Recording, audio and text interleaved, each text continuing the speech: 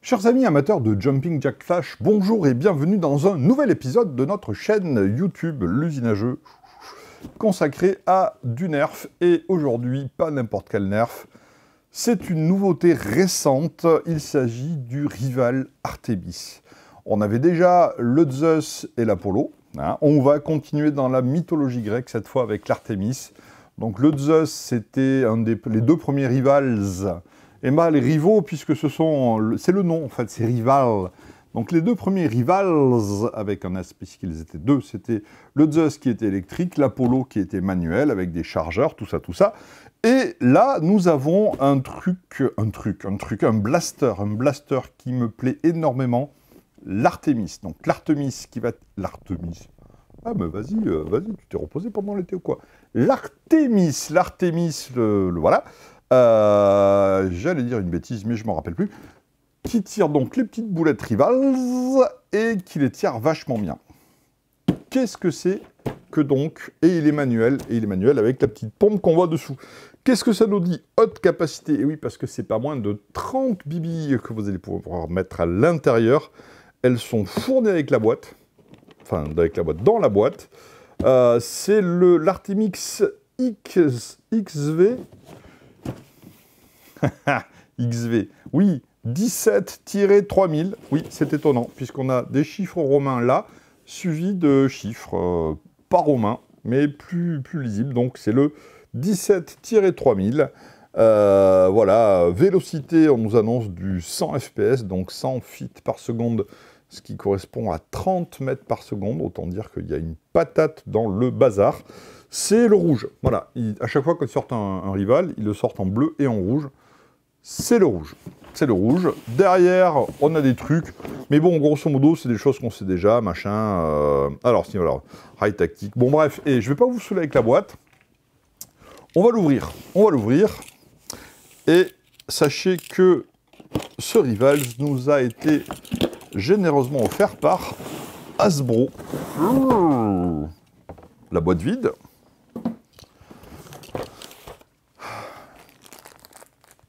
« 29 bouboules, et la 30e bouboule est ici, dans le petit truc de démo. N'oubliez pas de l'enlever, ce serait dommage.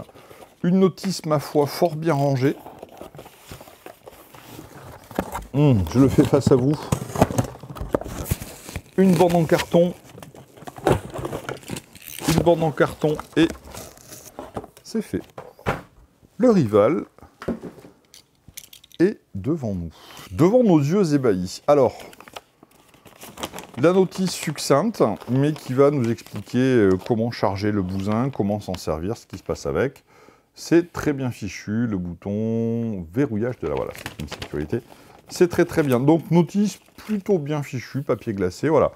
On est sur quelque chose de plutôt très qualitatif. Les bouboules, je vais les sortir de leur petit sachet, parce qu'à un moment donné, si je les laisse dedans, comment tu veux que je tire sur TomTom? Et alors, eh ben, c'est marrant parce que 30, t'as l'impression que ça fait vachement de 30.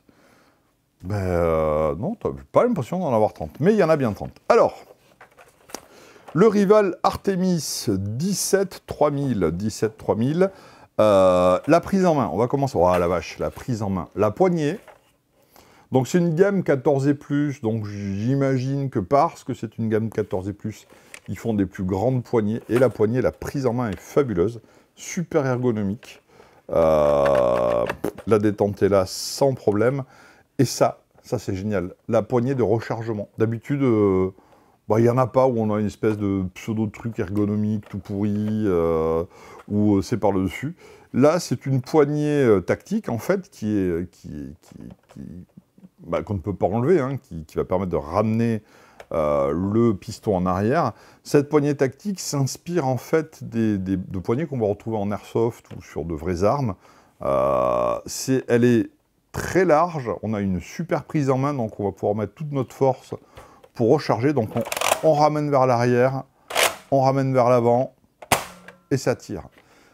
Et là, vous pouvez voir 4 canons. Ça veut dire que je ramène en arrière, le canon commence à tourner. Vers l'avant, il se met en position.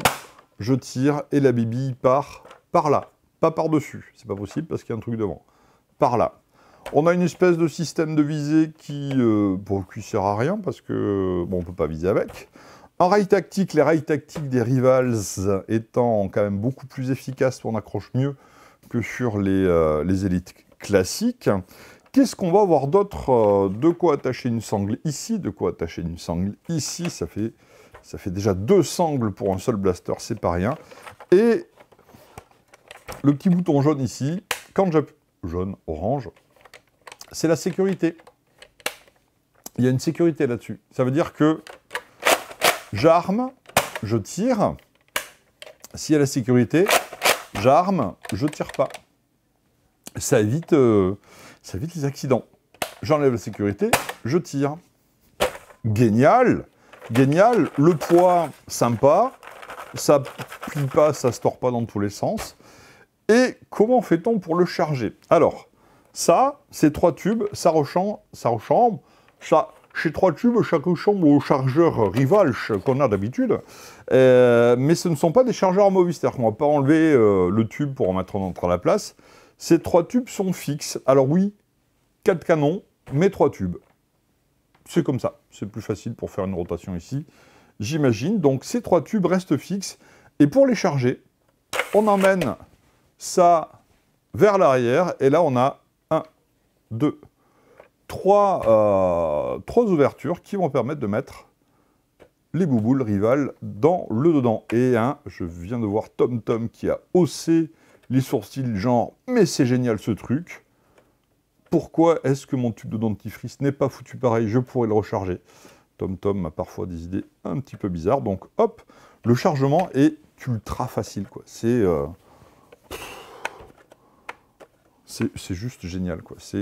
Jusqu'à présent, voilà, il vient de passer comme ça, là, sans avoir tiré avec, dans mon top 3 des blasters manuels que j'aime. Parce que l'Apollo était sympa, j'aimais pas beaucoup l'ergonomie. Alors, il était vachement bien l'Apollo. L'Apollo, c'est le premier Rival manuel à être sorti.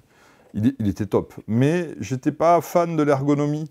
Donc, le chargeur dans la poignée, ok, pas de souci. Par contre, le mode de rechargement, j'aimais pas comment ça se passait, voilà, j'étais pas très fan. Il me reste 3 bouboules, ça veut dire j'en ai mis 1, 2... Oh. Tu sais, quand tu fais un truc devant une caméra, tu comptes pas pour toi de ton côté. Donc j'en ai mis 1, 2, 3, 4, 5, 6, 7, 8, 9. Ça veut dire que je peux en mettre une 10e par... Et oui, moi qui voulais pas forcer comme un bourrin. Donc on met bien nos 30 billes dans l'ensemble du blaster. Donc j'ai 30 billes, quoi. Voilà, c'est en termes d'emport, par rapport au chargeur des ex-Rival Apollo et Zeus, où on en avait 12 et 18, enfin, je me rappelle même plus, c'était la saison 2, hein, vous avez qu'à la regarder. C'est énorme, on en a beaucoup plus. Il suffit de ramener ça vers l'avant, et le blaster est prêt à fonctionner, pour peu que on ait bien enlevé la sécurité. Voilà.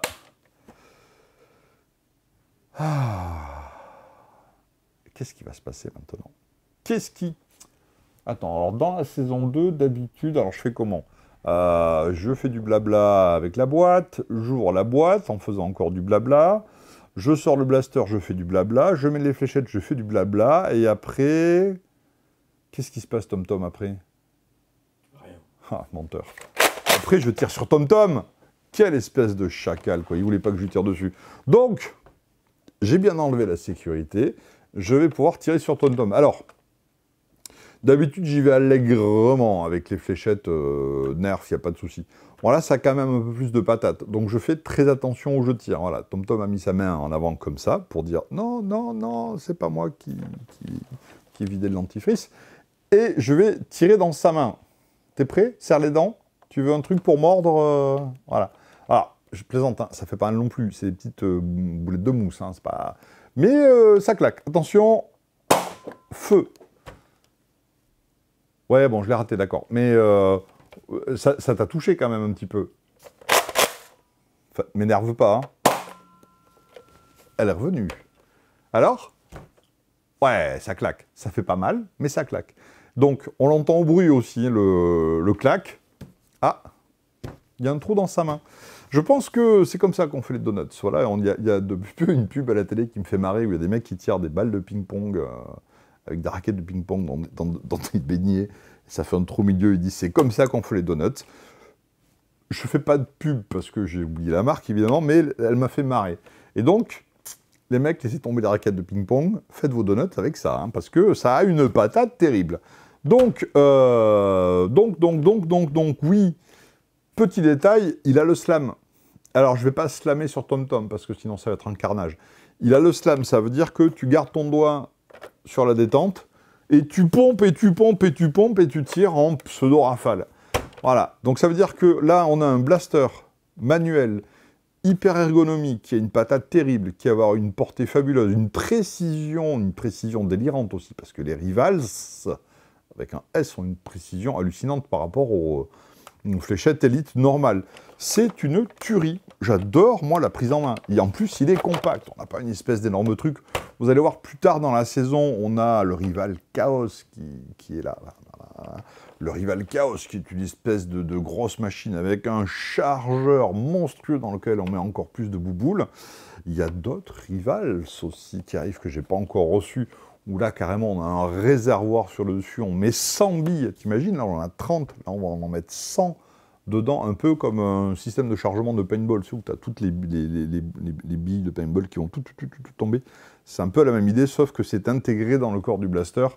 Et il y en a encore d'autres, il y en a encore d'autres. Donc voilà, cette saison va être riche, pas qu'en Rivals aussi, parce qu'on a reçu de très très belles choses en élite, avec des électriques, des manuels, avec du Nerf Nitro. Que se cache-t-il derrière le nom mystérieux de Nerf Nitro? Moi-même, je ne sais pas trop. J'ai la boîte, je ne l'ai pas ouverte encore, je vous réserve le plaisir de l'ouverture de cette boîte. Mais ce sont des nerfs qui vont tirer des petites voitures. Alors là, moi, ça m'interpelle. Donc, j'ai très, très envie de tester ça. Évidemment, comme on n'est pas des machines, bon, on va tourner ça tranquillement, doucement. Donc, ça va s'étaler au fil des semelles. Des semelles, oui, au fil des semelles, parce qu'on marche beaucoup. Nous allons donc maintenant passer au test de tir. Alors, c'est pas un test de portée, parce que j'ai pas la place, et les bibis vont largement au-delà de ma cible. Par contre, on va avoir le plaisir de dégommer sa face à Monsieur Yu-Gi-Oh! Et Monsieur Yu-Gi-Oh! Va en prendre plein sa bouche, en coup par coup, et ensuite en slam. C'est parti. Allez. Ah, elle a plongé un peu, celle-là. Ah. Voilà, on est bien dedans, là. Allez. Le problème, c'est... Il n'y a pas de viseur, en fait. Il y a... si je fais ça... Voilà, je ne sais pas où je vise. Parce qu'il y a un pseudo-viseur ici, la bibille est là, donc en gros, on tire et on rectifie le tir en fonction de là où est la bille. Mais c'est déjà pas mal.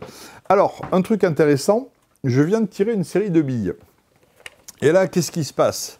On constate que ces deux chargeurs sont encore pleins et celui-ci est vide. Ça veut dire qu'il vide les...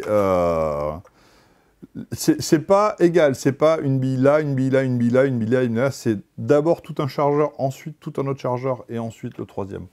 C'est rigolo, voilà, je viens juste de m'en rendre compte, c'est pour ça, je vous en parle, voilà. On est entre nous après tout. Et là maintenant on va essayer le slam, ça veut dire que je garde le doigt appuyé sur la détente et je vais pomper à mort.